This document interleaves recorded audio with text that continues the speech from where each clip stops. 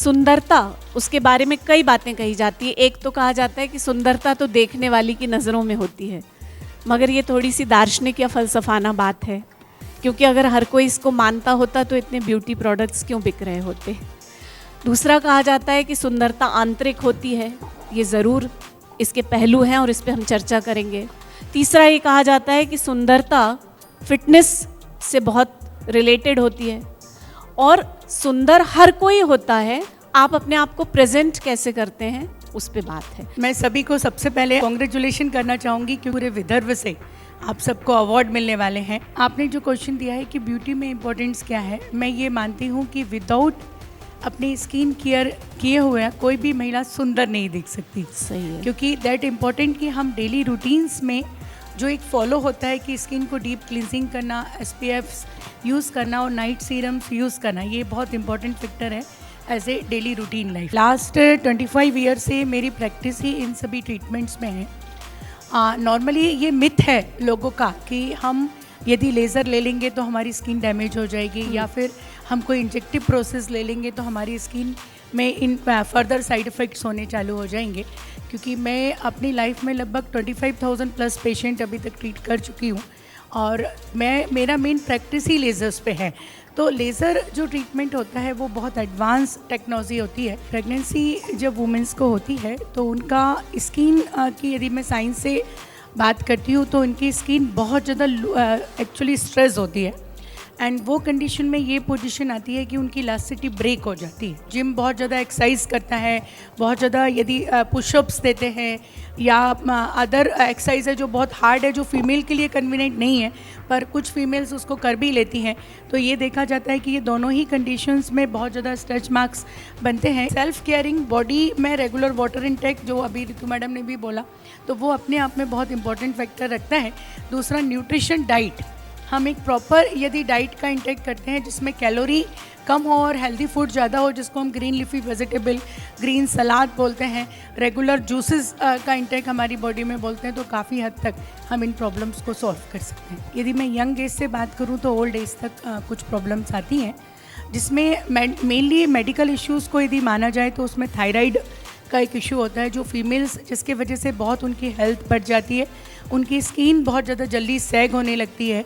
और सेकंड एक होता है PCOD डिसऑर्डर और PCOS। हाइफो एक ऐसी थेरेपी है आज की डेट में जिसको नॉर्मली यदि मैं फिल्म इंडस्ट्री की भी बात करूं तो उसको थर्मास के नाम से जाना जाता है, तो जिससे हम अपनी फेस की एज लगभग 10 ईयर भी रिड्यूस कर सकते हैं, क्योंकि हमारी जो एज है वो रिंकल्स विजिबल दिखते हैं, तो स्किन टोन को हमको टाइट करना है। दूसरा, एज ए डर्मा प्रैक्टिस मैं हमेशा ध्यान रखूँगी कि अपने आप को यदि सुंदर दिखना है तो अपनी स्किन की केयर ज़रूर कीजिए। और थर्ड, मैं आपसे एक ही पॉइंट बोलना चाहूँगी, आज जितनी भी फीमेल्स यहाँ बैठी हुई हैं उनसे मेरा यह है कि हर महिला के अंदर अपनी एक प्रतिभा होती है। हम मिस क्या कर देते हैं, हम ये पहचान ही नहीं पाते कि मेरी ये प्रतिभा है। फैशन और स्टाइलिंग की अगर हम बात करें, सो वो कंसेप्ट ऑफ ब्यूटी से उसको हम कैसे रिलेट करेंगे? खुद को रिप्रेजेंट करने के लिए कुछ ना कुछ हमें प्लेटफॉर्म चाहिए रहता है। सो हाउसवाइफ भी रहेगी तो घर में त्योहार बार पे सजेगी संवरेगी, और अगर हम फैशन इंडस्ट्री में हैं तो डेफिनेटली हम बाहर जाते तब सजते, बट कभी कभी कुछ लेडीज़ को ये सेंस नहीं रहता कि कहाँ पे क्या वेयर करना।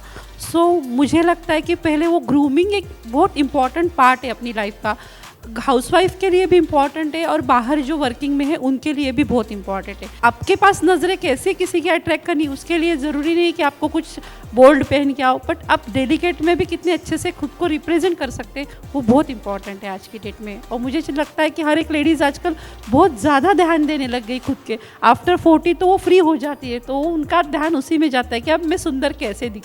5 मिनट मॉर्निंग में थोड़ा सा वर्कआउट करो, मेडिटेशंस करो, उसके बाद चलते चलते भी आप फेस पैक लगा सकते हो। 2-4 रूटीन अगर डेली में फॉलो करना चालू कर देते हैं तो रूटीन लाइफ बन जाता है। जैसे बच्चों का टिफ़िन बनाना रूटीन लाइफ है, हस्बैंड को खाना देना रूटीन लाइफ है, खुद के लिए भी एक रूटीन लाइफ बनाना बहुत ज़रूरी है। अगर जब तक हम खुद को ही प्रायोरिटी नहीं देंगे तो हमें प्रायोरिटी पे कौन रखेगा। मैम, मैं आज की मम्मीज़ को एक सलाह देना चाहूँगी कि आज ये जो हमारी मम्मी ने हमें बताया था ना, तब हमारे भैया लोगों को नहीं बताते थे, पर आप आपके बेटे को ये ज़रूर बताइए कि तुझे भी घर के काम करना है, क्योंकि अभी लड़की दोनों भी लड़कियाँ, लड़का और लड़की दोनों वर्किंग में रहने वाले, इससे क्या होगा, दोनों जन बैलेंस करके लाइफ चलेंगे ना तो डिवोर्स जैसी कम केसेस हो जाएंगी, क्योंकि दोनों इक्वलिटी में चलेंगे और किसी का ईगो हर्ट नहीं होगा, क्योंकि वो भी वही काम कर रहा है, ये भी यही काम कर रहा है। ऋतु मैम से मैं ये जानना चाहती हूँ कि हमारे रूटीन में हम इनर ब्यूटी को कैसे इन्हेंस कर सकते। सबसे पहले तो खुश रहना बहुत ज़रूरी है। कोई भी परिस्थितियाँ हो, इंसान ने अपने आप को बैलेंस रखा तो अपनी ब्यूटी अपने आप ही निखरती है। साथ में मेडिटेशन, अच्छे से अपने अंदर जो पानी की कमियाँ होती है उसको पूरा करने के लिए हमें पानी नियमित तौर पे पीना चाहिए। 3 लीटर तो हर एक इंसान ने पानी पीना ही चाहिए। साथ में अपना धैर्य, पेशेंस जो बोलते हैं हम, कोई भी परिस्थिति में अगर हमने मुस्कुराना छोड़ दिया तो हमारे चेहरे में झुर्रियाँ वैसी आ जाएंगी, चाहे जितना भी आप दवाइयाँ खाइए, जितने भी आप अच्छे अच्छे कपड़े पहनिए, लेकिन इनर ब्यूटी तभी बिखरती है जब आप अंदर से खुश हो। मैं ज़्यादातर जोर देती हूँ सूर्य नमस्कार को।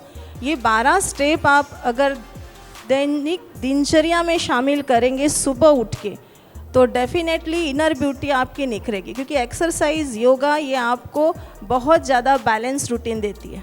जब तक आप रूटीन फॉलो नहीं करोगे तब तक आप मेंटेन कोई भी चीज़ नहीं कर पाओगे। अपने आप को तैयार करना, अगर हमारा रूटीन बराबर नहीं रहेगा तो सब सिस्टम गड़बड़ा जाएगा। तो हमारे उठने का टाइम, हमारे खाने का टाइम मिसेबल नहीं होना चाहिए।